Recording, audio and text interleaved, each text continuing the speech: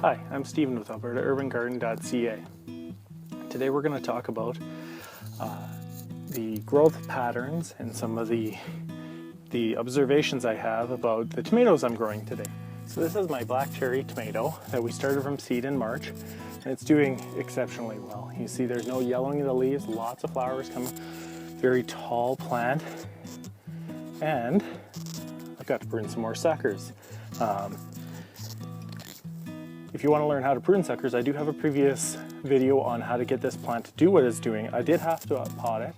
I wasn't aware that this plant was such a large producer. It is an indeterminate, so I should have really taken a look at that and known, but I did pot that, and it exploded almost immediately. It just needed a little bit of room to spread its roots, and it just went. So what I did is I clipped off the lower leaves, I dropped it, and I buried it deep, so that some of these suckers that I've allowed to grow now have their own root systems and are no longer sapping energy from the main column.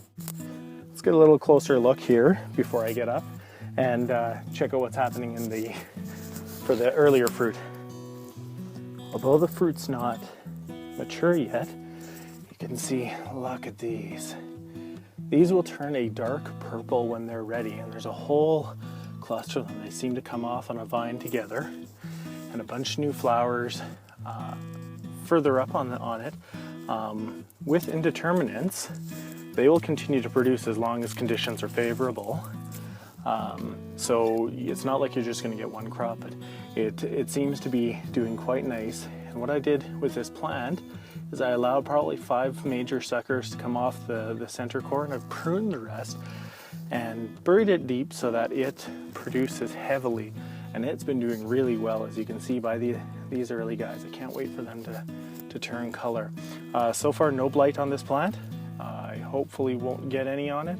I have clipped off most of the leaves that will end up touching the ground. And a correction from my earlier videos: you don't want to do a foliar application of your fertilizer at night. What you want to do is you want to do it in the morning, so that you're less likely to leave water on the leaves and get fungal disease such as blight.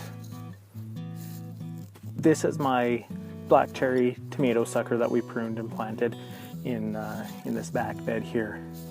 It is doing exceptionally well. When we planted it, we stripped off all the leaves except for the top cluster, dropped her in the ground, kept her watered.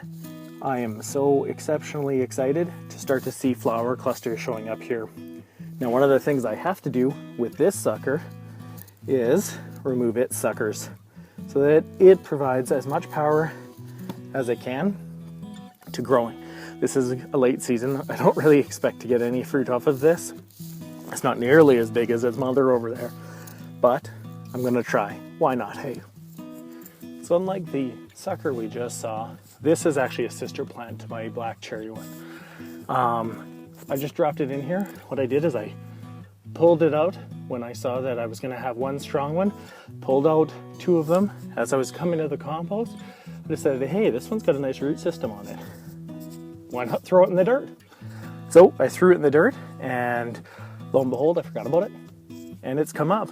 So look at this. It's got flowers on it already, so I've caged it. It's not the most sturdy, as you can see. I'm gently touching it. It's not the most sturdy, and I think that's to do because I didn't plant it deep, whereas my other tomatoes I typically plant quite deep.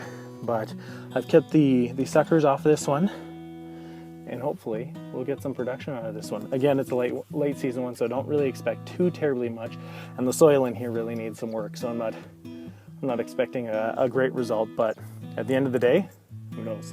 Maybe we'll get 3 black cherry tomatoes when I planted 3 plants in the spring, and hopefully they're good, because otherwise I'm gonna have a lot of black cherry tomatoes. That's it for the Alberta Urban Garden today. Thank you very much for joining me. If you like this video, please subscribe. There should be a button below here. If you'd like to continue the conversation, join us on Facebook at www.facebook.com/Alberta Urban Garden. Have a great day.